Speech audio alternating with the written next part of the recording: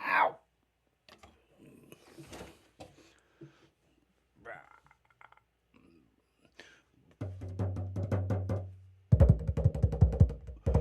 Max Runner, Max Runner, Max Runner. Stand up comedian and entrepreneur. This is Max Runner joining me here for episode 374 of Evolving. Hello, my friend. Hello there, what's up? Great to see you this morning. Great to see you too. I like how you introduced me as entrepreneur. I Yeah. feel like um some another comedian was making a joke. I saw another comedian the other day. She was talking about online dating, and she was Yeah. saying how you have to filter through guys who are entrepreneurs viewers and guys who have jobs. Yeah, entrepreneurs. Some of them, that's just a fancy way. It's a very, very schmancy fancy way of saying, I don't have a job. Exactly. Well, in Yeah. my case, I do have a job, No, but yeah, I didn't. I wasn't implying that you didn't. no, but actually, like in our cases, like you run this podcast, that's a phenomenal entrepreneur kind of thing. Oh yeah, I have a creator's spirit and a creator's drive. I just always want to build worlds, and I want to bring people together, and I want to bring the ability to create to other people too. Like I don't want to just create for me. I want us all to create stuff. Well, that's awesome. That's a thing I've been seeing for you too, like especially with the movies and all that, the Hmm. movies channel and all that stuff. Man, it's really rad the way you try to bring those smiles to people's faces. You know, it has Thanks. people really enjoying themselves. Thanks. Yeah, running the run to the movies has been like a dream come true. Like it's like the job anyone dreams of having. Yeah. It's Uh, Stitch in your cup. yes, it is. We have Stitch. I don't know. Are you? Yeah, I have Stitch right behind me. See that right behind you. Yeah. Yeah. Um, we're getting married on Stitch Day, Alyssa Oh, and I. that's awesome. 626. That's awesome. Yeah, yeah. We're getting married on Stitch 6/26/26. And it's It's only two coming. months away. You guys are Coming like in the up. last home stretch. It's 10 weeks from now. Yeah, Jesus. yeah. It's exciting. It's really exciting. Yeah. And and that thing I said on Monday on Hmm. stage. I'm doing it as a bit now, but it was a shoot. Like the first joke I made to Uh-huh. Alyssa that made her say like, "Oh, I could see myself falling in love with this guy." Uh-huh. Do you remember that? Yeah, it was funny. It was a great bit. It's so like for real. That's the way it went. Like she was, we were maybe on our second date, Hmm. and I said that line, which was, you know what they said about the first guy who bagged up animal poop and tried to sell it to people? He was entrepreneurial, an entrepreneur, and she was buzzing. Well, that's where you know it's like a real connection where she can appreciate her dad jokes.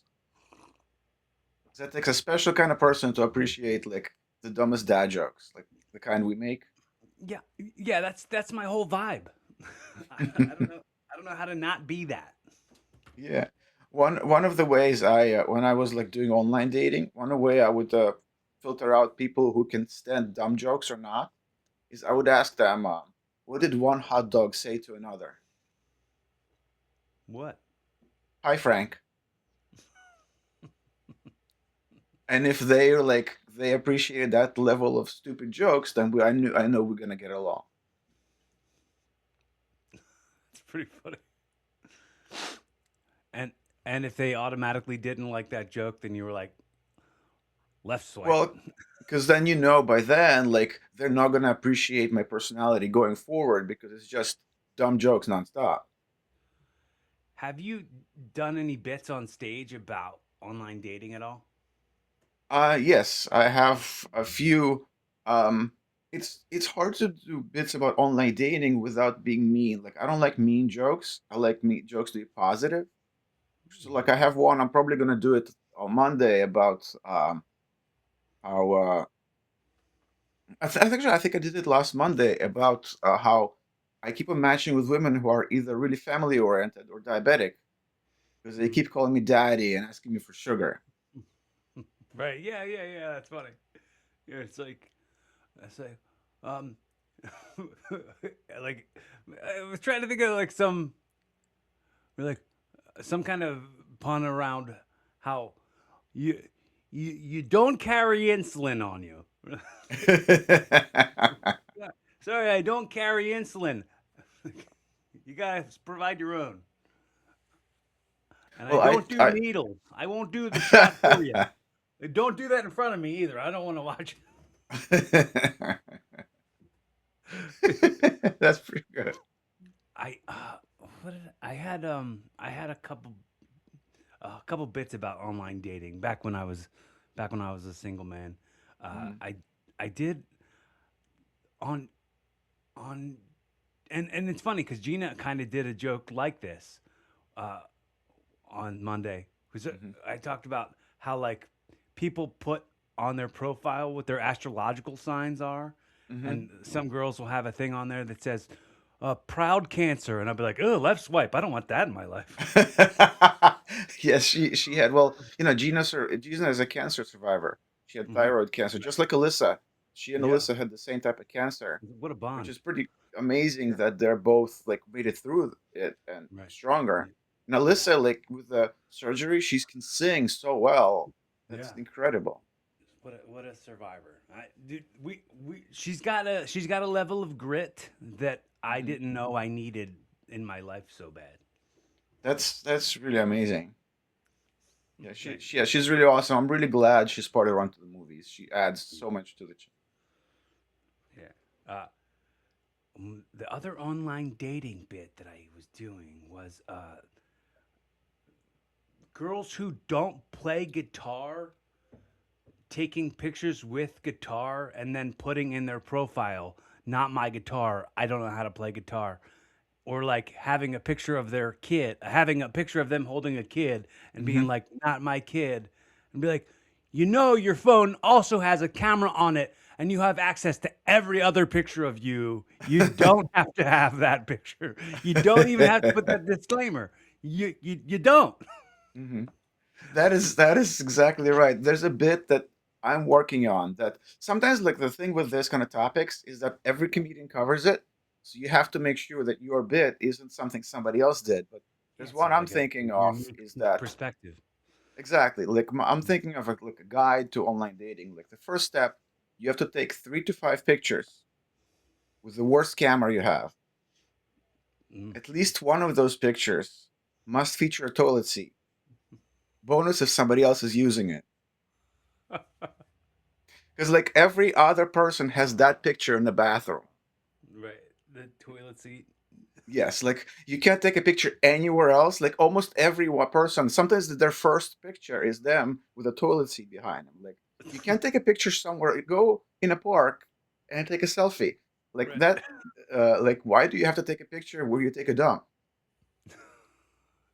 And you know that I guarantee that half the people who swipe on you swipe while they're taking a shit. Well, it would be funny if people took a picture of them next to the toilet seat and then wrote, "Not my poop in the toilet. That's not my like." Every time that's not my toilet." That would be a great bit, like to go with your baby bit. Yeah, Well, that would be perfect. you can use it now because I don't do online dating. I'm getting married, Mister. All right, I will. I'm gonna steal that. I will do that.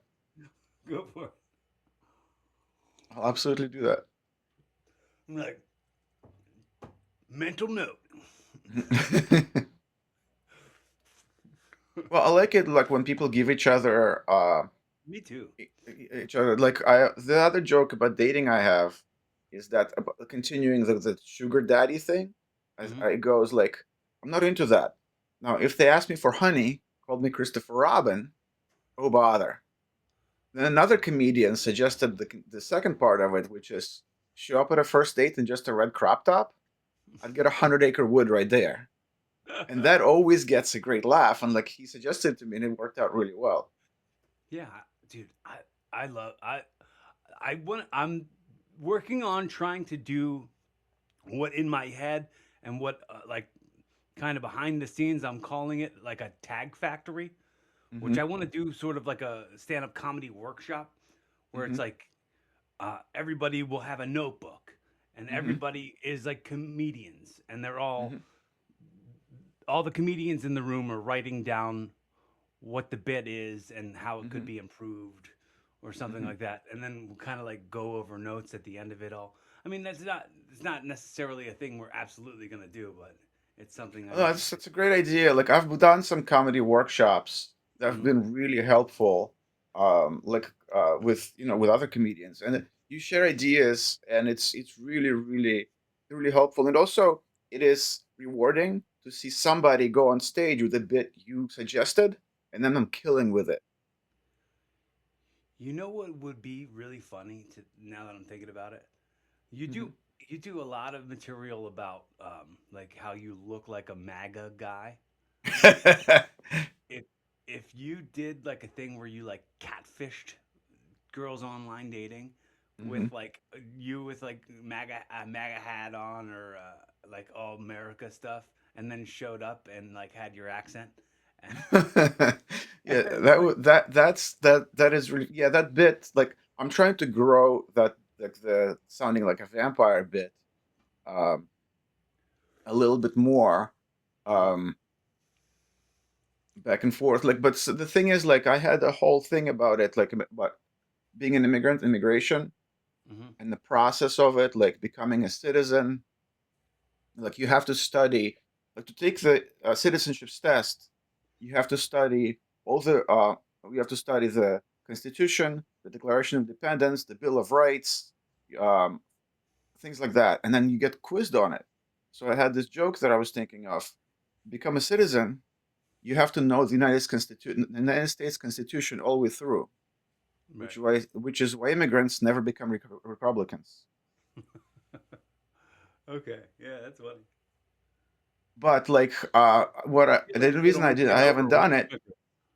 Well, the reason I haven't done it is because, to be honest, by now I have like forgotten most of the Constitution. So if someone comes up to me at the show and says, "Well, what's like Amendment number 14?" I don't remember, so it would be hypocritical of me to say that.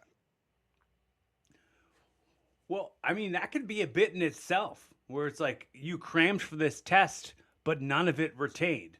Like Hmm. when you're like, oh, I could talk to you like about everything that's in the Constitution until I took the test, and now I can't like ask me anything right now, and then have somebody like shout a thing out about something, and you'd be like, I don't know. That I was thinking also that it's like similar to that, but also say like the more I forget the Constitution, the more I feel drawn to vote for a Republican or something like that. Hmm. Yeah. Uh, but I Yeah. don't know if I want to get it that political, because I've had some shows where, like in like rural Pennsylvania, where I had a show in Atlantic City where like everyone from the audience was from Florida, and it was a really strange experience. They were all clearly MAGA. Mm-hmm. They were all couples, husband and wives, and all the wives loved my jokes, but all the husbands stared at me like they wanted to shoot me. That was a really interesting experience. I get a lot of that too. Not in comedy, but a lot of like in real life, walking Hmm. around and like wives like me and Hmm. husbands don't at all, like not even a little bit. And then like I recently someone I was working security at this club and and there was a like a an event that was a it was like a bat mitzvah or something, and there Hmm. was like a lot of couples came in, Hmm. and all the women kept smiling at me and waving and saying hello, and all the men looked very angry at me, and it, and as they went in, the the guy that I was working the door with was like, "Yo, how could you take all that disrespect and not be upset?" Because I definitely wasn't upset, and I was like, "Well, Hmm. it's not that they're disrespecting me; it's just that they don't know me. It's Hmm. like a misrespect. Like they're going like this guy could take my wife. I don't want your wife. I don't want your life. Like it's just it was I just repositioned how I was looking at it from disrespect to misrespect because it's not a personal disrespect to me. It's just what they got going on in their own heads, and it really has nothing to do with me. Absolutely not. Like, it is. I mean, everyone is guilty that sometimes we judge people just by first expressions. Right. You can't avoid that. It's just that it's a sign of a mature person, someone who can on the spot recognize that you're being judgmental and get over it. And that's something that you grow into. And I think a lot of those guys are not mature enough yet as individuals, so they feel threatened. Uh, Life experience will really do that to you, where you just go, that's easy to let go of. That's easy to let Hmm. go. But if you don't have life experience, if you don't have reps, you don't have the ability to discern whether something's directly at you or just Hmm. happens to be happening around you. Yeah. Exactly. I mean, every person is the central character in their own story, and it takes a lot of work to realize that everyone has like you have your own story. I do. Who has her own life story here? And we're Right. all like we have to remember that to see things from other people's perspectives. Yeah, I always make the comparison, and I don't know if I've ever done this on stage or done it publicly, but I always talk about how uh, the movie of your life is being cast by you. So, That's a great quote. I love that. so if the people in your life are draining you, recast them, mofo's. That is a really great quote. I love that. Yeah, yeah. I figured it would also now just thinking about it right now it's also fitting talking about how you're the movies guy like Hmm. let's like go a little bit into like what inspired you to kind of start that up and want to do that as a job and how like versus what it starts as and how Hmm. you developed it into something that has a following and becomes monetized. So I mean, that's an awesome question. So I've been wanting to do stuff with movies, like I've loved movies all my life. I grew up without movies. Like I haven't, for example, I didn't see Star Wars until I was well, no, I saw Star Wars as a little kid, but and again, never again until I was an adult. So for Right. example, and there were lots of other movies that I never saw it until I was an adult. And so like as I became a big fan, I wanted to be more involved. And I decided to I would watch movie reviews like on YouTube. Like before you go see a movie, you watch a review. And I Mm. thought I was gonna try to do that myself, make review. And I actually started a movie review channel back in 2016, 10 years ago, Wow. and it didn't go anywhere at all. I like in Mm. 2 years I got 170 subscribers, but got me experience of doing YouTube, and also got me an in with a couple of movie studios as far as getting like advanced press screening things like that. So then I decided to try like someone suggested that I always was terrified of horror movies, like more than your average person. My best Mm. friends would make fun of me. We used to cohabitate, and they Mm. bought me a massive teddy bear to hold. So I said, okay, why don't I make a YouTube channel where scare myself with horror movies? And so I Mm. tried that, and then it actually started taking off. And then I'm okay, let's bring a guest or two. So I put a Craigslist ad to bring guests on the channel. Okay, I'm like, people want this is fine and all, but people really want to watch reactions like with women in them. Mm. Reaction channels with guys in them don't do as well, Right. unless they're for like wrestling and things like that. But for movies, people want to watch women react. So I decided, okay, let's bring and some female reactors to join me. So I had a couple of people come, and there was this girl named Amber who grew up Mennonite, so she hadn't seen any movies at all. Mm. And we filmed some reactions, and it was hilarious. And that's when I thought, let's make it more serious. So did it again. I found Toy, who was amazing from day one. And that's when I had an idea of the channel would be better with me not on screen, but behind the scenes, and just have two women interact with each other. Um, and it's the funniest thing. So we brought in Hannah and Tori, and it just snowballed from there.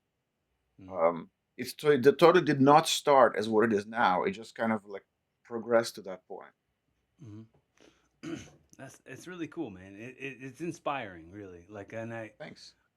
when I started doing the wrestling one, and I appreciate you saying like unless the wrestling like you were trying to spare me on saying that.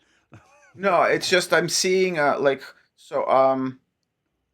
Remind me after the thing to send you a link. So there is a Discord that reaction channels where Right. talk to each other about how to make reactions. It's so like, but the pro wrestling thing, it's so niche. It's ridiculously Hmm. like a niche of a niche of a niche. I understand that I'm not for everybody. It's really funny because like what I'm into and my genre Hmm. is its own genre. I'm the like very specific piece of a piece of a piece of a piece of a thing. There's so many things that I'm a piece of that I'm not gonna find like one audience that's my audience.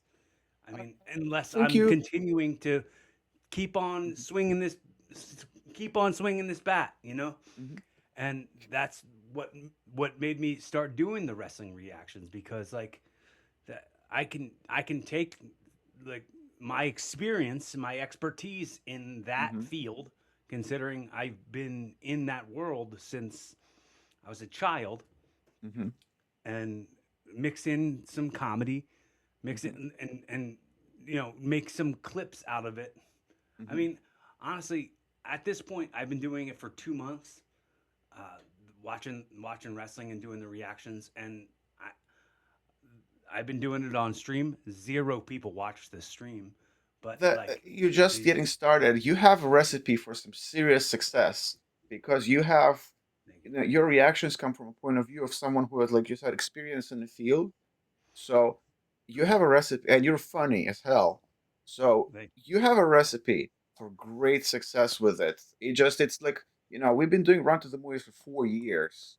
It took 3 years before it started to be profitable.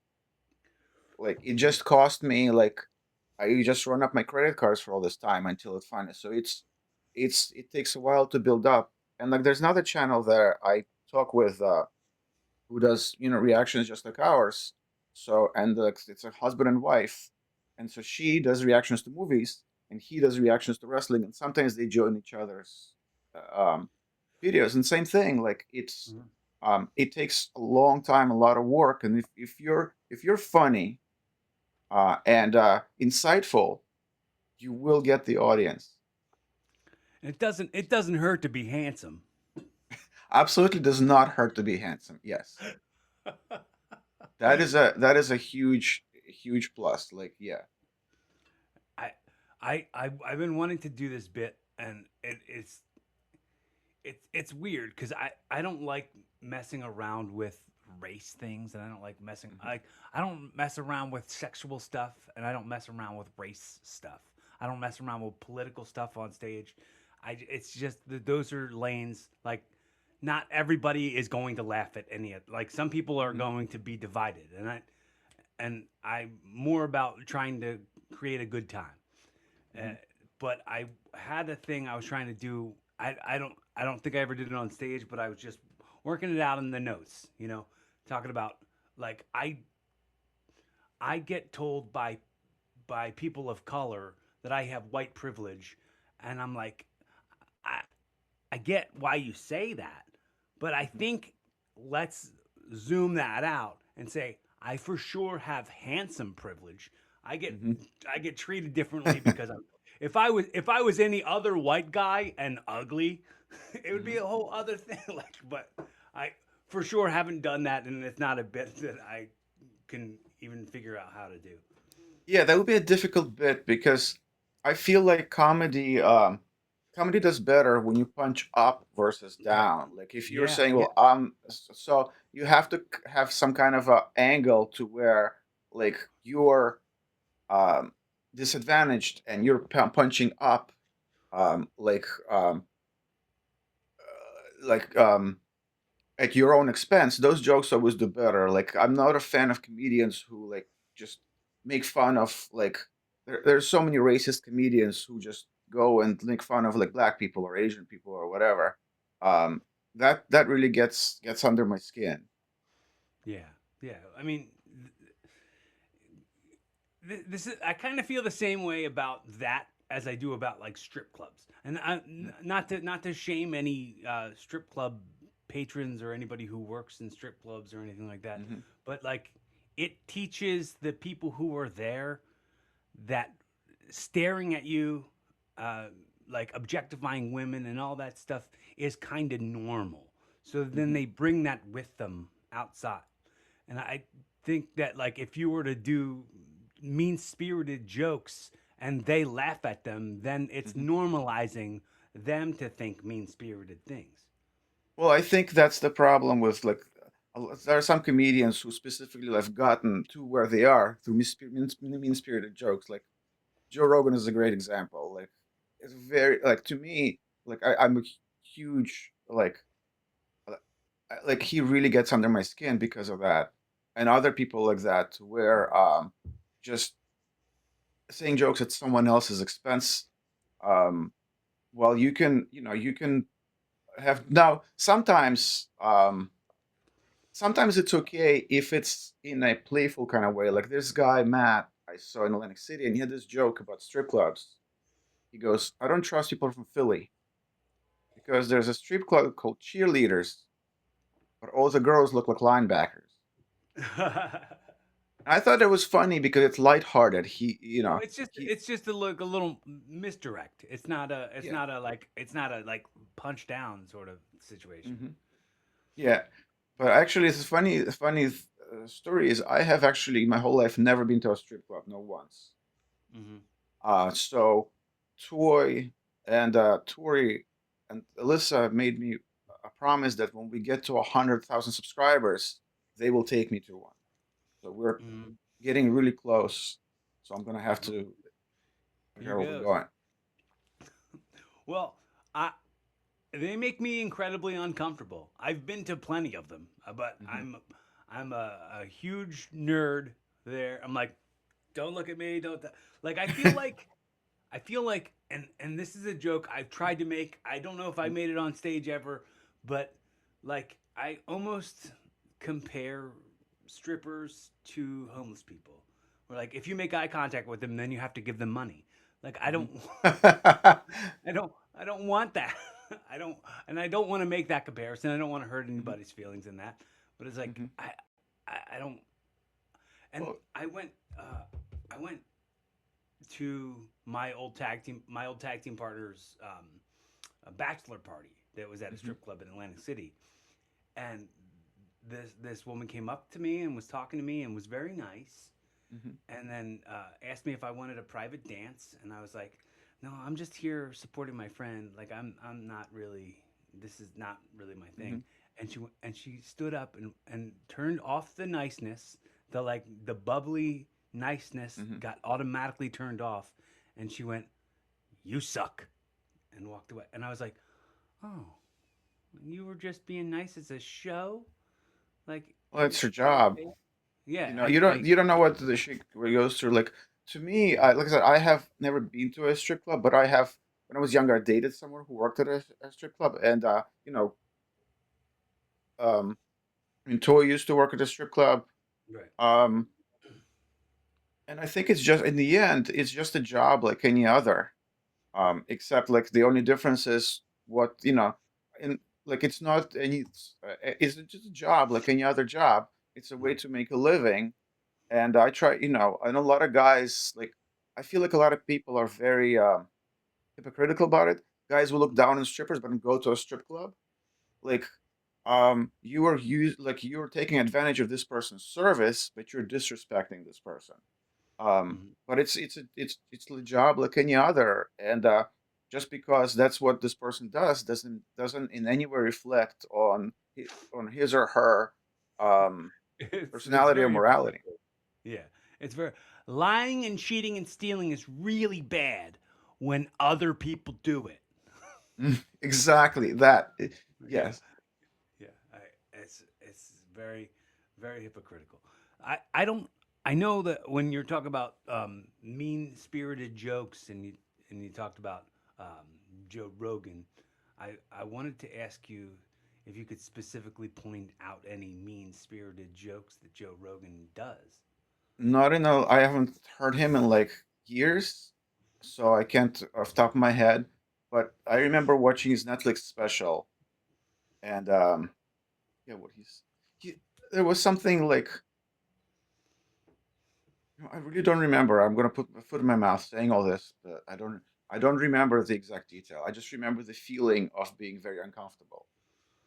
I think and I think this is a rule I've observed Hmm. in comedy when I early on up Hmm. until now. And let's say Hmm. like the first time I ever got on stage and did stand up was at open mic at Helium Comedy Club in Hmm. 2008.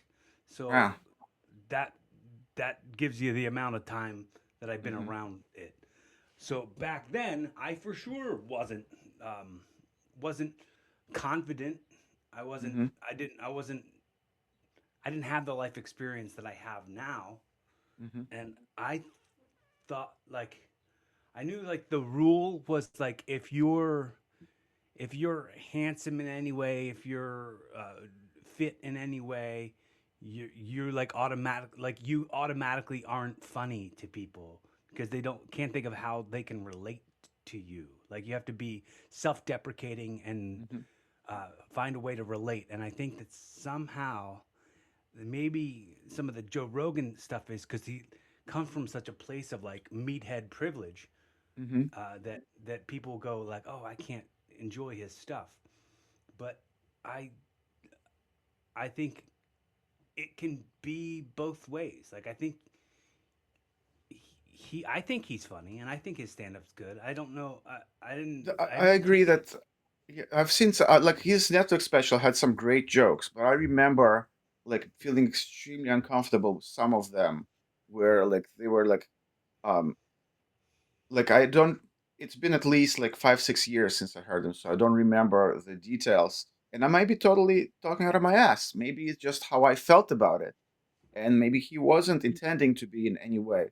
But I remember now he did have some funny jokes. Like I remember he had one about how as a country, United States, we're still trying to figure ourselves out because we've been a country at the time. The joke is like maybe 10 years old, so like country's only 240 years old. So that's only like 5 people. Right, I right. thought that was a funny joke. That it was a really great joke. That's two And grandparents. he had some great stuff about being a father. Like I Mhm. like that kind of humor.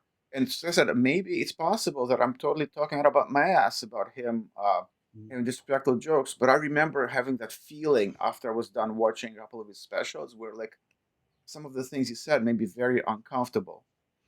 So some things can feel like slightly off when they're divisive. Like Hmm. when like I love Bill Burr, but when Hmm. Bill Burr jumped into the bit about like fat people, Hmm. it's like this is divisive because it's like most of America is fat people. Like most of I don't so I've like never heard that joke, so I don't know. he like named the whole special "Walk Your Way Out." Right? Hmm. That was the name of the special, and he did this whole joke about fat people saying like you ate your way into the problem, just walk yourself out of it. Like that was the like and like Hmm. complaining about like because like it's not an untrue joke. It's real. Like the talking about uh, people who are overweight, uh, The thing is, but though, like a lot of people are overweight not because they eat too much or whatever, but they have legitimate health things that happen that causes their weight loss. Some it's you're being in fitness most of your life. You know how some people it's easier to lose weight. For some people, it is a massive project. So I feel like I think that kind of joke would make me uncomfortable. Right. Yeah, it made me uncomfortable. Like my family's overweight. I come from a family of overweight people. My Some of my best friends are overweight. So it's Hmm. like I'm not. I don't know if it just kind of hurt. What's the word I used the other day? I used this phrase when something made me uncomfortable. I said, "Your behavior right now is making my balls itch." So, That is really funny. so for sure, use that if it ever comes up in your life. That is really really funny. But yeah, like I said, I'm just getting started in comedy. When we had our show on Monday, it was exactly a 1 year anniversary of my very first open mic, Oh, nice, and I nice. still get like very nervous Hmm. when I go on stage. So there's like I think that a lot of times when I talk about other people's comedy, I'm probably talking up my ass because I'm still learning how to do it. But in general, I've like, and I used to be when I was much younger, I had a very different outlook in life. Like I came to the United States when I was 18, and I came here from Israel. Though I'm not from Israel, but I lived there, and the culture there is very like we think of our culture here as like we have problems with racism and stuff like that. Hmm. But the culture I experienced there was like tenfold worse with racism and things like that. Hmm. Um, and I had a lot of those same attitudes where like I looked down on people of different skin color. I looked down. I thought like, okay, if you're from here, you must definitely be dumb. Like if you're, and it was an awful, awful way of looking at life. So You definitely be dumb. what? You said if you look like this, then you must definitely be what? So there was, how a person like who is very racist would automatically judge someone. Okay, if your skin is this color, you must be Hmm. this. That's how I Hmm. was in my late teens, early 20s. I was really, really very racist and very uneducated as far as like human to human interaction. Because I grew up in this environment where racism was the default, Hmm. and so like um, those kind of back then, like if I was like 19, 20 year old, the jokes making fun of fat people, I would have laughed my ass off at those jokes. And Hmm. it took like years of growth as a person to realize that those are like not appropriate things. I gotta tell you, man. I laughed at fat jokes. I made so many fat jokes. I definitely called people retarded all the time. Like that was my like default word. I think that was a huge part of my vocabulary, and I Hmm. used it probably like definitely multiple times in a day. I couldn't give you a Hmm. number, but it was a word I used a lot when I would be talking about other people. And I realized I did this thing because when you got to like zoom out of things, Hmm. I zoomed out and I thought about this conversation that my older sister had with me. And she said, "I love you. You're my brother. But if you weren't my brother, we wouldn't be friends." Like, Mm. That is and such a insightful thing to say. and and I had to start like restocking like what relation, and I started thinking about like the types of like fat jokes or gay jokes or Hmm. the, like things that I'd say that weren't nice to people around me that were maybe overweight or maybe were a little gay. Like, Hmm. and I had to like go, oh, okay, maybe I'm the younger version of me was not somebody who I'd be friends with now that I'm Hmm. thinking about it. Like, Well, that's growth. Like we grow. I think the difference between some people is that some people are capable of this growth. That you're capable of recognizing this is how I was. I was wrong. I'm grown as a person. Versus someone who's not necessarily capable, but is not willing to admit that and change. Okay, listen, you know what? I was racist, I was sexist, or whatever. Let me not be like this anymore. Some people just dig down and say, like, I'm right. I can be as racist as whatever I want to be. you are wrong to be offended. Right. The the the the heels in the ground. I'm not budging on who I already am because who I already am is perfect. Is Hmm. a flawed mentality. But again, like I think that um, it's never too late. At some point, things can happen. Something can happen. Like I don't remember what triggered my personal growth at some point. I just remember at some point slowly realizing that this was wrong, but I don't remember what the triggers were. Right. And I guess every person's different. Maybe some people just don't have an opportunity for that reflection trigger because they're surrounded by other people with the same mentality. You're in a bubble. People are in a bubble. A lot of people Hmm. just stay in the comfort zone of like, here's my bubble where I don't have to change anything about myself. Like I Hmm. have to be what I am and that's it. And if people challenge that, then it's a them thing, not a me thing. Hmm. Yeah, and it shows growth, but like it's we all grow and we learn. Like having run to the movies, to be honest, has been a massive learning experience about other people's experiences. Like seeing the movies from through the eyes of the girls, like how they see different scenes. Like for example, sometimes we record a reaction, and they would react to a scene in a way that I totally did not expect at all. Like, and they would have a perspective on a character where I dislike the character, but they like a character because they see it from a different perspective, or the other way around. Sometimes they dislike a character because of a different perspective, and it's really like it's an awesome thing to see and Yeah, well, experience. that's like being an actor in a film. That's what filmmaking feels like sometimes too. Because like, have you ever made films? Have you ever been around? Like, No, I have never been in movie making. Like I was an extra on some movies before, but just a walk on or sit in the background, things like that. okay, I've done tons of that as well. What movies? Nothing like nothing that has made it out. It was just like when I lived in Jersey, uh Mm. I would sign up for a forget the name of the agency. There's an agency in New York City that if there was like a sit in for a show, and oftentimes you'd go and you Grant sign Whiffley. up. What is it? Grant Whiffley. No, it was something Central Midtown Casting. something or other. But basically, you would pretty Mm. much they would just put you in. There would be various things being filmed. Okay, we need background people here. Sometimes you wouldn't know what show you're on because Mm. it's just a background scene. Like sit in a bus. Like there was one movie where I just had to sit in a bus while they filmed this scene in the front of the bus, and I was in the very very back. Like you didn't like they could have just put a mannequin there with the same end result. Uh-huh. A Maxtican. uh, yeah.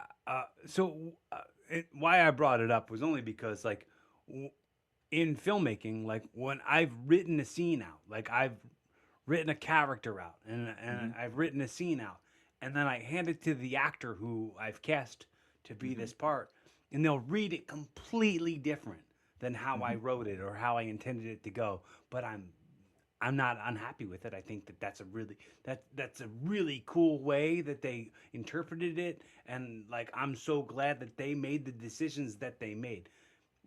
It's little things like that. Like that's another part of me saying like I want to just be a creator and I Hmm. want to make so many things. Like that's another part of things that I've done has been in in in television and movies and acting and filmmaking and script writing and I just like one more time going back to me saying I'm Hmm. Venetia thing because I have so many spinning plates and I always say that every one of those things I want to serve every other one of those things. You know what I mean? Like so if somebody goes, "Oh, he's a pro wrestler. Oh, he does a wrestling stream. He does a podcast. Oh, he does stand-up comedy." And then they go, "Oh, stand-up comedy." They discover they can find out some of my wrestling stuff. And then it Hmm. goes full circle back around into finding every other thing that I do.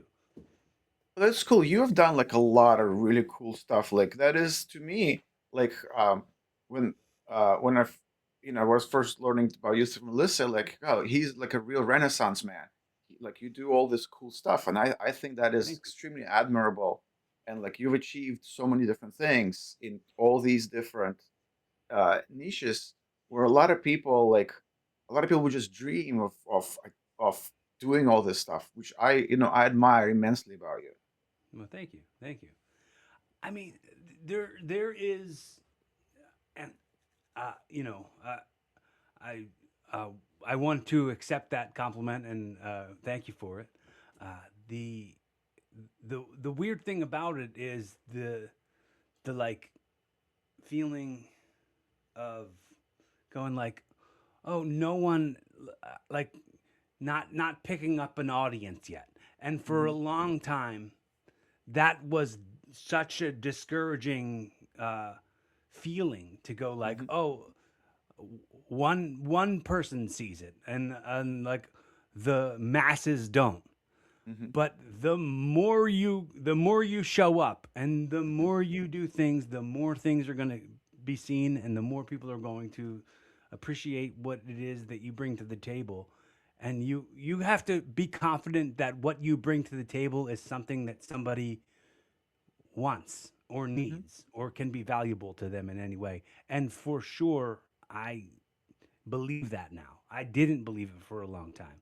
That Hmm. like that this could be a valuable voice that I have. And Yeah, yeah, yeah, exactly. Like sometimes you put in. We've had videos front of the movies.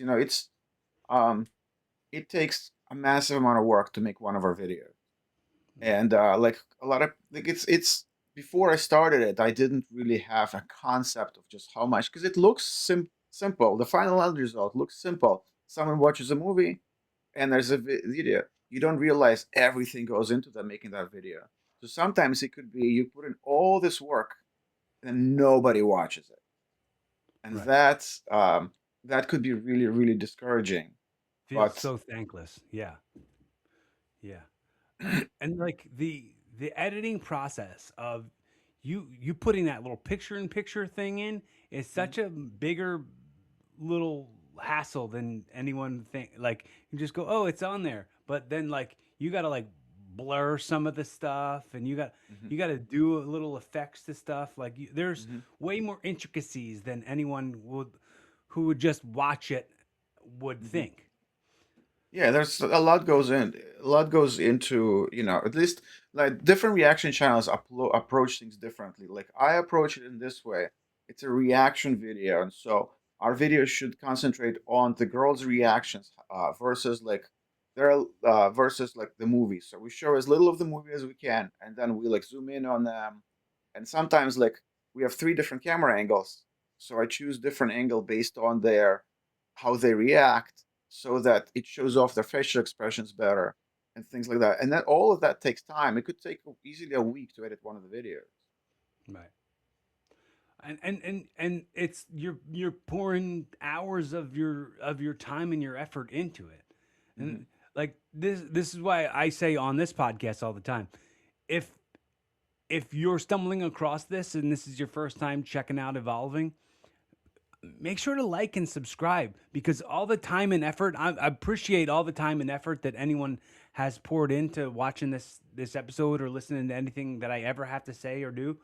Uh, the time and effort going a little bit beyond that, just in that call to action for that like and subscribe, uh, Hmm. comment. Let us know you exist because we were talking about how thankless it can feel to Hmm. pour all this time and effort and energy and work into a piece of content. I know it sounds so like cheapened by the content creators and influencers, Hmm. but like we're not that. Like we're creators for sure, Well, and it all takes, for sure. even like influencers. It's Right. still not an easy job. No, It's no. still a job you have to put in a ton of work into. Like Right. it yeah, in some cases it is when someone is just lucky and they're just oh, I showed up in Hawaii, I took some pictures and there's a zillion views. But that is rare. Most of the time it's still a full-time job doing all of the stuff related to it. Would you say that we're in the business of attention farming? I think the world is in the business of attention farming because you're not just creating creating and competing with other creators. You are creating and competing with all of creation. Anything can Mhm. distract anybody from anything, and you have all 100%. the world's knowledge right here in front of you and on your phone, you know. 100%. Like someone doesn't have to be watching this podcast. They could go, I don't know, like go to the grocery store or whatever. You are convincing them to give you this time, this 10 minutes, this half an hour, this hour, however long we're here. It's something else they're not doing when they're doing the podcast. So you have to make it worthwhile for them. There has to be something, some kind of a return, whether make them feel happier or whatever. Yeah, I'd hope to bring value to the day of anybody who would come across anything that I put out. You know, any piece of little uh, video or comedy or clips or anything. Like I'd hope Hmm. anybody who'd watch any of that would be like, "Oh, I saw this one guy's take on that thing," and it's so interesting to me when somebody comes up to me and like, "Oh man, I thought of you the other day when I saw this happen. I thought of your bit that was like this," and I'm like, Hmm. "You thought of me?" Like it's so it's so funny to me when I'm like, like I have people talk to me. Do you know the bird bit that I do about the like when you compare yourself to other people, and it's like, you know, when you compare yourself to others, I look at it this way. You know, birds. Some of them still get hit by cars. They got the entire sky. Not everybody's got it all figured out. I have. I don't think I've. I don't think I've seen you do that bit before. Okay, so like when people were like, "Oh man, I came this close to hitting a bird with my car the other day, and I thought of you right away," and I'm like, "Yes, yes, that's exactly what I want. I want you to think of me when one of my bits like Hmm. has a relatable thing, or that I was gonna do that already anyway bit. Like people bring that up to me as well. Hmm. I'm like, oh yeah, yeah. I want to keep on throwing, Yeah, that creating bits like that that infect people's brains. I really like those kind. Like your, I was gonna do that already bit. I really like a lot. Like I thought it was great because it's so relatable.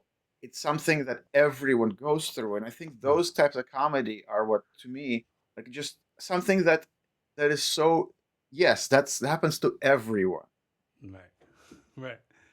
Like when you're playing a game, and I haven't even added this tag to the joke because I don't want to add more to it. But I think of it also all the time when I'm playing like a game on my phone or something, and then it'll like highlight the next move that you could Hmm. make, and I'm like, damn it, don't show me what I was. I I'm playing the game. I want to learn how to play the game. Don't show me the next move to make. I was gonna do it anyway. Now it looks like I'm only doing it because you told me to. Hmm. I'm a cheater. Yeah, like that joke could go like so far with different things. Like I was gonna do it anyway. Like Right, there's so many different things could happen in life right, that like I don't know. Like you're at the grocery store and the machine says, insert credit card. I was gonna do it anyway or whatever. right. Yeah, yeah. It's like, or those used scan machines were like, oh, take the last bag out of the less scanned item out of the bag. Like, Hmm. yeah, that was the method I was gonna do because your thing wasn't working. Now it looks like I'm only doing that because you told me to pull the thing out. I was gonna pull the thing out anyway. Right. Yeah, those grocery machines are a great source for comedy. I mean, people do it. People do it too much. It's It become one of does. the. Yeah, it is. There are some. You're right. There are some subjects that are overdone, like those scan machines. Also, I think a subject that's really overdone is like budget airlines, like Spirit Airlines and things like that. Okay. Every Yeah. comedian has Yeah. a joke about it, and Hmm. I guess it's something you have to walk a tightrope where um, you make funny jokes, but you also have to evolve your act because then other people talk about the same thing, and you just becomes one more person. That's why I'm not sure if I want to do more online dating jokes because everyone has online dating jokes, Right. and there's only so much you can do. Well, you have a unique view of it. Like nobody Hmm. has your perspective. No one's ever walked in your shoes. Nobody knows what it's like to be you. So as long as Hmm. you come up with something that's so uniquely you and it hasn't been done to death, like Yeah. when people do online dating stuff, a lot of it is the same. As long as your stuff isn't the same as all those other people's stuff, who is the same. it, Well, everyone has like I loved your joke about being like you said like you were the Timo Aquaman, and I thought that was hilarious, and you had like all this stuff to go from that. the Timu, did you say Timu Aquaman? Yeah, you had a joke about being a Timo Aquaman. I don't know if you had it in stand up or just on social media. I don't remember Okay. where you had it, but I thought it I was hilarious. well, I Actually, I it think was that's when you and Alyssa did this thing.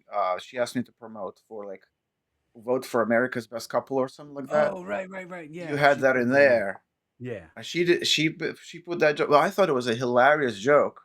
That you yeah could like take a whole like to like a whole bunch of levels. You could actually work into that joke about where we talked about earlier how you know guys are uncomfortable about around you, but why their wives are happy. You could totally right. work that into that. Well, I've been thinking about it and I've been working through it on my notes and trying to figure out how to do this and if it would make sense. I'll run it past you now, and we'll Hmm. we'll try to figure out whether it's worth doing or not. But I've noticed that I get called uh, I get compared to this guy all the time. Uh, Anytime I get compared to by women, they usually say I look like Jason Momoa. If I get compared to this guy by men, they say you look like Aquaman. Hmm. Uh, it's funny the difference between like you're comparing me to the guy that you like versus Hmm. like the character the guy plays. Like Hmm. it's like the who's comparing it. But I get compared to it so much that someone said you should apply to be a part of this like celebrity look-alike contest. Hmm. And it wasn't a contest. It was like celebrity impersonators. Like you would Hmm. go on location to stuff and get paid Hmm. on contract for that. And I I looked at it. They had like all the like Michael Jackson impersonators. They Hmm. had like all these different. There's like a Marty McFly impersonator. There was like a Doc Brown impersonator. Like there all these impersonators, and I applied to do Aquaman, Hmm. and they didn't reply to me at Hmm. all. But NBC reached out to me for me to be a photo double for Jason Momoa when he hosted SNL last November. Uh, they didn't no sell me. I didn't apply and get nothing from them. They asked me to do it. Uh, so actually, I missed the deadline by 1 day. Like I missed the email by 1 day. I didn't check my email, Hmm. but I missed it by 1 day. But almost got to body double for Momoa on SNL. But at the time, I was a server, and when people would say it to me, I was a server and a bartender. And when people would compare me to the guy, I would be like, "Oh yeah, I photo doubled for him on SNL," even though I really didn't.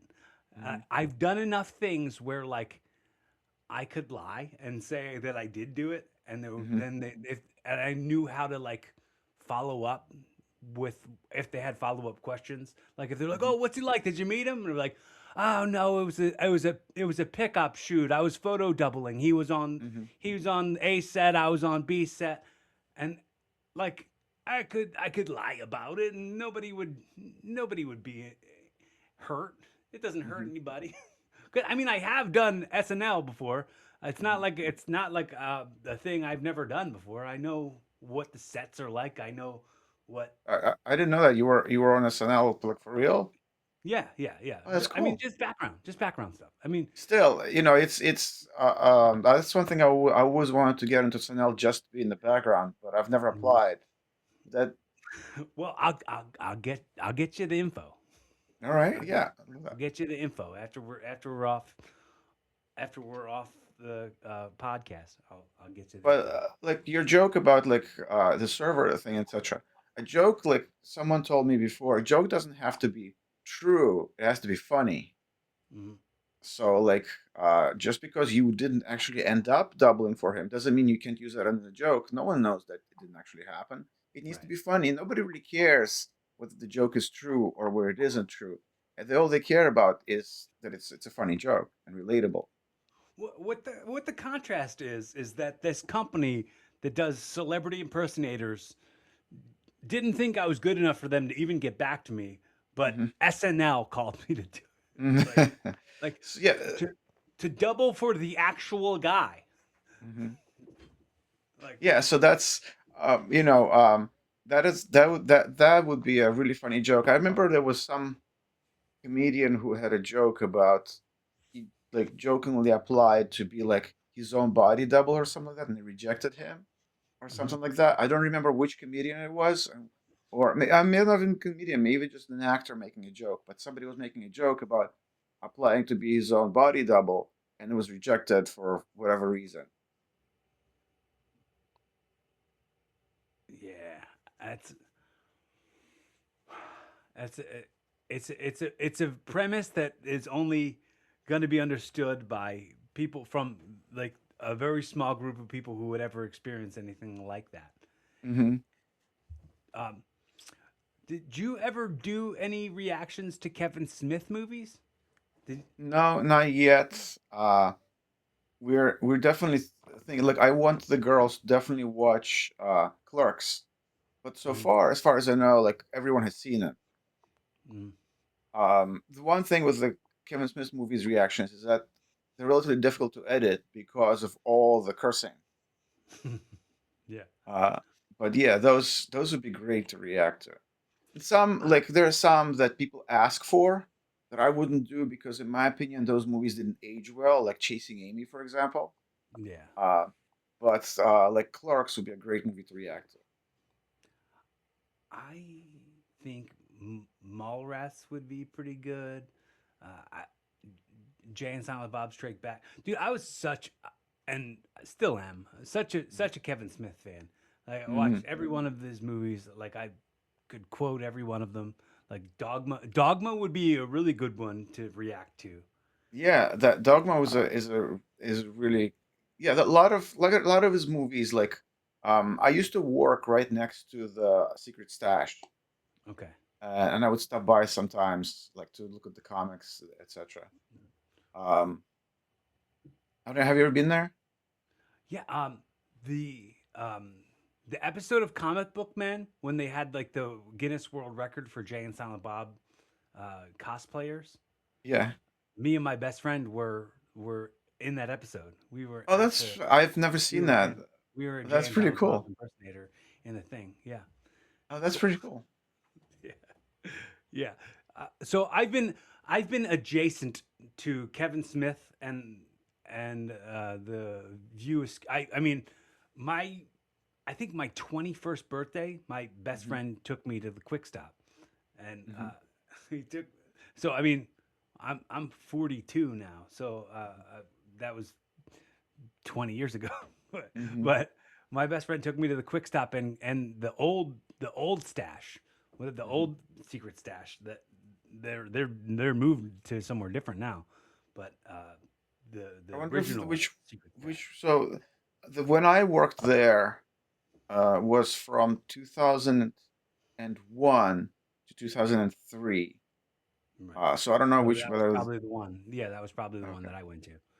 Uh, but yeah, there's a different location now because the Okay. comic book man is it's like a main street, and I don't think it was a very main street before. I'm not all Okay. the way certain, but yes, it is a goal of mine to do Kevin Smith movies. I want to be in a Kevin Smith movie.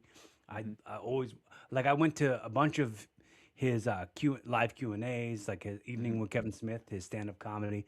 I've been a massive fan.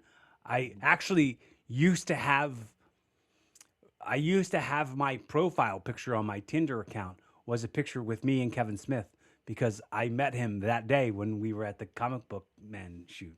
Oh, that's cool. That is really cool. Yeah, I've never met him, but yeah, I've always like had a lot of one movie of his. Yeah, I've always had a lot of respect for him, but there's one movie of his that doesn't get a lot of attention that I really liked was Jersey Girl. Oh yeah, that's a great one. Yeah, The it was funny movie, and the I don't like. Go ahead. Sorry, I didn't mean to interrupt you. it was just a little snake bit by the J Lo Ben Affleck Geely movie that Hmm. came out at the same time. So Yeah. it caught a little curse off of that. Yeah, I think that's because didn't they like break up right as it came I out? think so, yeah. Okay. And then J Lo was barely in Jersey Girl. She was in it for minutes. Yeah, she's at the very beginning and all. And I generally, for some, some actors just rub you the wrong way. And Hmm. like I have that with Ben Affleck. I want to like him because I think he's a great actor, Hmm. but I just don't. Um, but I really loved that movie. It was funny. Well, that's strange to know. The so did you not like him as Batman? Um, I didn't like, to be honest, like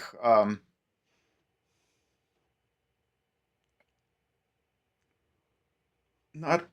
I think it was hard to judge him as Batman because the entire movie was structured like in a way that I didn't appreciate, and so Yeah, it's I hard don't for think me.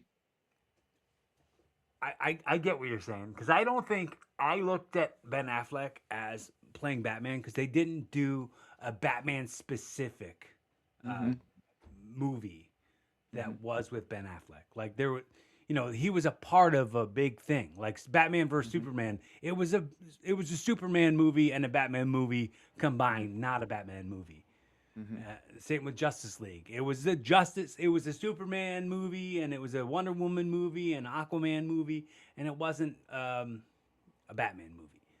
Yeah, yeah. I think that I just now there are some movies like I really like one of the movies I really liked is The Accountant. I don't know if you've seen that with Ben Affleck. Uh, I saw it 10 years ago, so I So can't like tell you. enjoyed that movie. I felt like he was perfect for that role. Like he really like Mhm, it was great. But I cannot explain what is it about it. Like some people just turn you off. Like, mhm. and so I don't want to disrespect him because I think he's a really phenomenally talented actor. He's done so many cool things, but for some reason he just rubs me the wrong way. So there was a film that they made us watch when I was in 5th grade, Hmm. and it was like a survival movie. It was it was called Voyage of the Mimi, and it starred Ben Affleck when he was a child. It Oh was a wow. it was a him as a child actor. Hmm. I can't remember. I can't believe I remember this enough. Hmm. But uh, Ben Affleck was in that, and who, I don't remember who else was in it. But I loved him in Mallrats. He was perfect for that role because like it needed to be that kind of douche. Uh, Yes. And maybe that's probably what, maybe because the first movies I've seen with him, like are Mallrats and stuff, where he always plays D-bags. And that mm, sometimes when you see someone for a first time, Toy was making a point about that, where how she is terrified of Michael Douglas in movies. And same thing, maybe because some of the first roles I saw with Ben Affleck are like that. And it's just what sticks in my mind because he's been in some really cool movies. And he's in done pro some really great wrestling, stuff. in Hmm. pro wrestling storytelling, that's called kayfabe. That's like se- separating the work from the shoot. Like Hmm. where if you saw me just playing a heel in the beginning, then you're Hmm. like jaded by the idea that I'm this bad guy, but I was Hmm. playing a heel. You Hmm. know what I mean? So you got yourself worked up into a shoot. Hmm. Yeah, exactly. Like we all have our prejudices, and we all have how we react to things. That's why I'm like sometimes I'm like I'm not a fan of this actor or actress, that doesn't mean that I'm passing on a judgment. It's just that Mhm. how I react to this person being on screen. Like there are certain types of how people speak that just for some reason grates on me. And we're all the same. Everyone has this actor or actress. They're like, oh, I can't stand him or I can't stand her. But people don't necessarily have a good reason for it. It's just how you feel inside. What about Goodwill Hunting? Um, I respect the movie as a movie. Like it's such a well-made movie, Right. such a well-made film. It really it's new feelings, but it's not the type of movie I would enjoy watching to watch. Mhm. So I don't really have an opinion. Like I think that um, the perform like I think that um, I mean Robin Williams to me is like that. That's the performance in the movie. Yeah. Like Yeah. You're right. Uh, the that I remember seeing that in the movie theater when I was a mhm. kid. I liked it a lot. Um, and I like how they made that, fun of it. Remember in Jay yeah, and Silent Silent Bob. Bob Strike Back? Yes, yeah, That and was Goodwill great. Hunting too. Hmm. And Ben Affleck had frosted tips, and he's like, "You frosted your tips?" Yeah, yeah, it was good. I really appreciate when actors are able to look at themselves lightly and make fun of their work. That shows like a lot of times people can really get in their own heads and not be able to Right. do that. It Yeah. shows a lot of character to be able to make fun of your own stuff. Oh yeah. Yeah. It does because you don't take yourself too seriously that you can't go like, oh, I get that. I get that this is a little silly. Hmm. Like I don't. One more time. Turning it back to like if I think about like how I don't do a whole lot of jokes about pro wrestling in my Hmm. stand up comedy because a good amount of the crowd aren't wrestling fans. Like Hmm. it's like my I'm not yet I'm not yet a draw. So the people who are coming to see me don't already know who I am. They're Hmm. just happen to show up because comedy's there. And if I then talk about pro wrestling, some of the stuff I talk about could just get lost on those people. It So would get I lost on don't. me 100% because I know nothing about wrestling. Right. Yeah. So the you in that aspect are the majority of people who don't understand. It's like if I go up there and I'm like, "Hey, quantum physics, right? Oh, let's all relate to each other talking about quantum physics." It's the same sort of thing. So I I avoid it. It's funny because like I tried that thing where I'm like I'm gonna play I'm gonna play pro wrestling theme songs through the whole show, and at Mhm. the end of the show, somebody come up to me and tell me every song I played, and you'll win a prize. No one played. Not a single person played. Yeah, because not everybody knows it. Though there were some folks, I mean, at the show who knew it. Yeah, Like who are so, shouting my things out. Yeah. I don't know if you spoke in the beginning with my friends Karen and H who were there. I don't know if they ended up speaking with you or not. They're massive, massive wrestling fans, Okay. and so they recognized like That's a cool. lot of the music you said and the That's references you awesome. did. They had a blast. They loved you. They had an Excellent. absolute blast. That's awesome. Well, tell them to keep coming back Yeah, hopefully more folks will come to the yeah. show as it goes on. As they move on. Folks, if you're watching this on the day that it airs, and you're in the Delco area, come on through to Dolan's on Monday night, 8 p.m. Monday Night Raffle. We're doing it. We're doing it every week now. Doing it every week now until Memorial Day. So every Monday, come through. Say what's up. Half price wings, garage beer. Bring it on. Bring it on. Heard a lot of reviews about how good that food was. I didn't have any of it, and I regret it. Me too. Well, we can rectify that next week. You know what? Before we go on, can we take a 5 minute break? I have to go to the Sure. bathroom. Yeah. All right. All right. I'll be back in a second. Sure. All right. So Just a couple quick things, and then I'll send you off into the sunset with a hot dog and a handshake, and then we can wrap this thing up. Uh, just I Hot dog sounds what's great right now. it does, yeah, it does.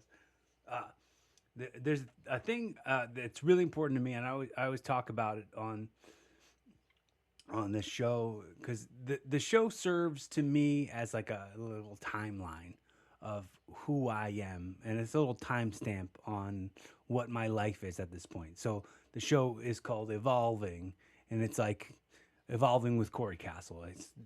I named it that because it was supposed to be evolve with me, Hmm. evolve with me, not watch me evolve. You evolve with me. If somebody stumbles across this podcast when I first started it in 2017 to now, the version of Hmm. me that I was then versus the version of me that I am now is completely different. I hope so. I Hmm. absolutely hope so. That I would changed significantly in 9 years. Uh, so I like to throw and share some very on the record things, and I want to make sure I say to you on the record and make sure it's stated on the record so that it's Hmm. stamped, time stamped for right now in this day. I'm very I'm very glad that we connected. I'm very glad that I have you as a friend now, and I want to let you know that if there's ever anything that I can help you with, if I can be a valuable resource to you in any way, please do not ever hesitate to call me or text me. I don't ever want you to feel like you have nobody. You've got me. You could call me if you just need a friend, if you just need somebody to talk to. Please don't ever feel alone. Thank you for being a friend. Thank you. I appreciate that. That's very kind of you. And likewise, like I'm really extremely glad we're connected. You're awesome, and I'm glad to have you as a friend now. Um, it's amazing like how we connect with people from different like we come from such different backgrounds. Yet, as we just talked for like the past hour and a half, just how much we have in common. It is Right. amazing. It's very awesome. I really, I wanted to segue that right into then turning things around and giving you the host opportunity for a second to ask me any question you might have for me or say anything to me. This is all also considered on the record. So this is Hmm. the timestamp portion. Uh, Hmm. any questions or statements you want to make to me on the record? The floor is yours. Well, on the record, I appreciate beyond how I describe for thank you bring me on your show, on the podcast, and on the comedy show. And Mm-hmm. I think what I really want to know is what you have coming in the future where people who watch this show or etc. can look forward to like awesome things that Corey is going to be bringing them that they should be looking forward to. Um, so I'm going to be producing live events in Delco. Like that's going to be a thing I do from now on. Like I think community building is very important. So I'd say I can't really. I'm really not one for announcements. Announcements aren't really my thing. You know, a Hmm. lot of people just take to social media, take to Facebook and announce things. And then Hmm. they just set themselves up for like an expectation that's unrealistic. Hmm. I don't really do that. So I like to say just watch what I'm doing. Watch what I'm doing, and if I can inspire anybody in any way to do anything that they didn't think they'd ever be able to do, hell yeah, dude. That's awesome. That's so cool. And be careful how you advertise yourself because this is one of my philosophies that I use. If if if we're having a conversation and let's say the conversation starts and it's going for 10 minutes and in those first 10 minutes I told you I was smart and I told you I was funny and in minute 11 I have not said anything smart or funny. You're like, this guy isn't smart, he isn't funny, and he's a liar. You know, so I'm very careful about like what I say about myself, what I talk about myself and what I'm going to do. The announcements. I'm very. I I think I got this in Napoleon Hill. If you know who Napoleon Hill is, he wrote a book in the 1930s called "Think and Grow Rich." I have never heard of him or the book. Sorry, the train's going by, so it's not. I can hear that. Hang on, it's almost over. The joys of filming podcasts at home. Yeah, yeah, yeah. Well, the train tracks are right there, right through that window. So Hmm. it's, it's a funny little, it's a funny little uh, sidetrack. Yeah, there's a comedy open mic that is at a place in Havertown, uh, and there's a train track right next to the place, and Sarah Hansen is the comedian who hosts it. She's wonderful. She's really wonderful, and she had the perfect name for it. She calls it train wreck comedy. That's So perfect. like if we have like viewers who are local who want to check out a great open mic, that's one to visit In on Havertown, Wednesdays. that's Yeah, pretty that's pretty close. Yeah, that's it pretty is pretty local. close. Yeah, it's every Wednesday right now. So going back to talking about how I don't like to advertise things and don't like to make announcements. Um, Alyssa and I are, getting married, of course, Yeah. and we have we have recently built a gazebo and a porch out back, and want to start using that as a.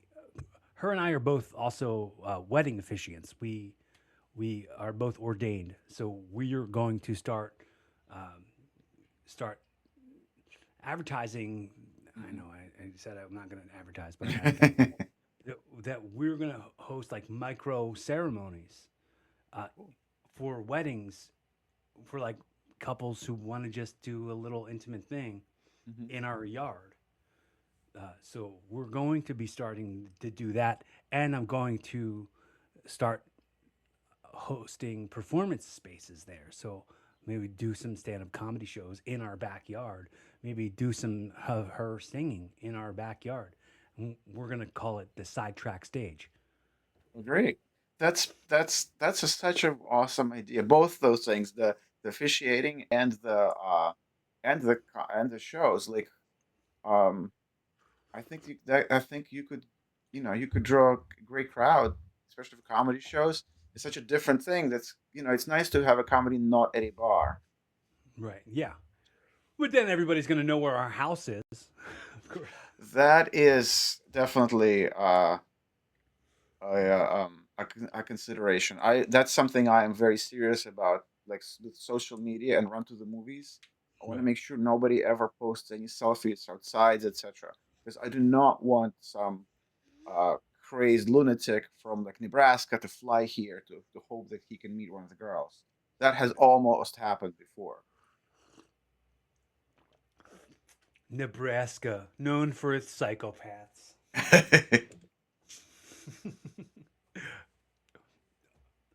Do you do any impressions at all? um,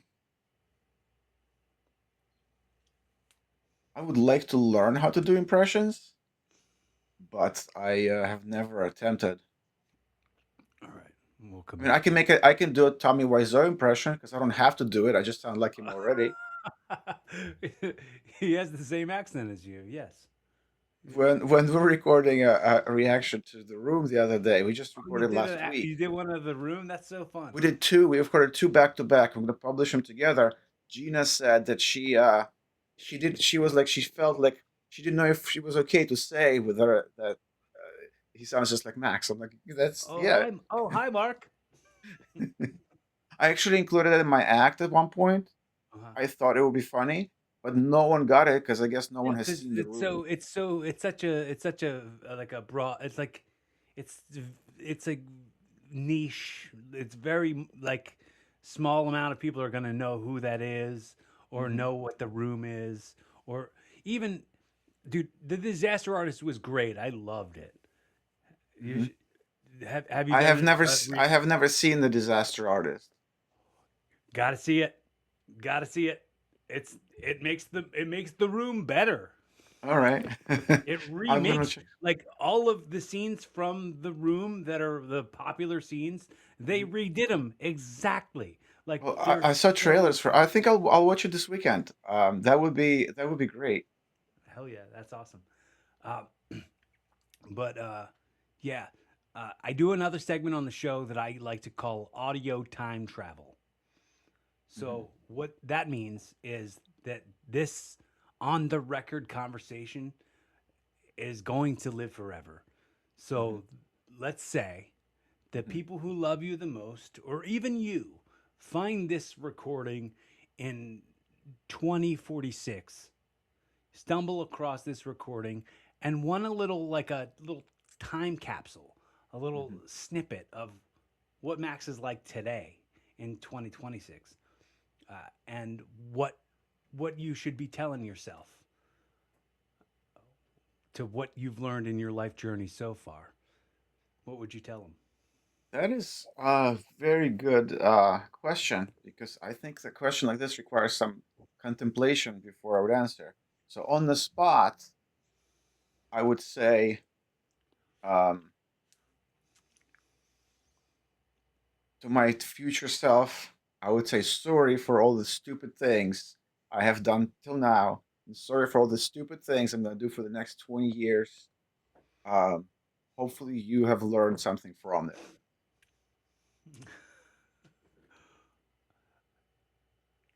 Something I've learned to do, and let me know if this is helpful.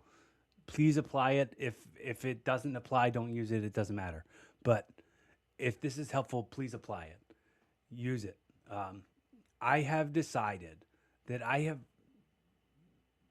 have cut back significantly on the amount of times I apologize for things. So like saying sorry for things I'm not sorry for is something I have really cut out of my life. So where I can if my instincts tell me to say I'm sorry and I am not really sorry, I Hmm. replace the I'm sorry's with excuse me's all the time Hmm. because I'm not actually sorry. So I don't want to fake sorrow. I don't want to fake apologies. So a lot of times, like if someone's walking past me, oh, excuse me, or if Hmm. I'm walking past somebody, excuse me, I don't want to say I'm sorry because it's like I'm only simply existing here. I'm not going to Hmm. say I'm sorry for existing here. I'm not apologizing for existing. I love that I exist here. Excuse me because we were both taking up the same space at the same time. I like So that. if you can apply that, please do. And if it serves you, great. I hope that it serves anybody who listens to me talk about it. No, I think that's so cool. Like Shibu here, she's never sorry for anything. She's a cat. Um, Everything is as it should be. And So the way we everything wrap is up here to every serve her. the way we wrap up every episode of Evolving Hmm. is I have the guest and live their best impression say the line be fun, have safe, keep evolving. Uh, but maybe in Tommy Wiseau, why so serious? Uh, how how would you say that? Say the line again. Be fun, have safe, keep evolving. Probably Tamizo by Zo would say, "Be fun, have safe, keep evolving." Like he runs everything into one line, Yeah, yeah, it's perfect. or It's like perfect. be fun, have safe, keep evolving. Like you tear Yeah, me like apart, the Lisa. weird emphasis on Yeah, like the the end of the register. sentence. The, the, Be fun, have safe, keep evolving. it's like, Yeah, uh, that would be probably a Tommy Wiseau kind of thing to say. you're my favorite customer. Max, this has been great, man. I can't wait to do it Same. again. That's why you contemplate the answers for next time of that question that you said it would take some contemplation Hmm. for next time for your audio time travel question because this is just the first time that you're going to be on this podcast and there's going to What be a second time and a third time. That's anytime. great. That's awesome. I would love to be on your podcast again, and I would love to you for you to join us on the Run to the Movies podcast as well. Oh yeah, yeah, absolutely. I'm all the way down for it. I don't Cool. I don't know if I if that'll hurt your audience because they care more about what the ladies have to say. Well, so the podcast is separate from the reaction channel. The podcast is where Okay. we just talk, talk to people Y- about stuff with movies and things like that. Oh, It's just for us to have a great time with great people. I'm such a movie dork, so I could talk about movies all day. Yeah, I think you would be a perfect fit for us. So let's we can talk on Monday about making plans about for to do that. Nice, perfect. Well, anybody, if this is your first time checking out Evolving, make sure you like, subscribe, comment. Keep this action going. We're trying to grow. Keep this going. Keep this growing. Be kind. Call to action. That action is like, comment, subscribe, and share this with your friends. If there's anything in this that you can apply to your life, please do. All I want to do is bring value to an audience, and I want to just make the world a little bit closer. And uh, be kind to yourself. Be kind to others. Be fun. Have safe. Keep evolving. Bye. And comment, tell Corey he's awesome. Thank you. Thanks, Max. Bye. Thanks, Corey. Thank you so much, and I'll see you later.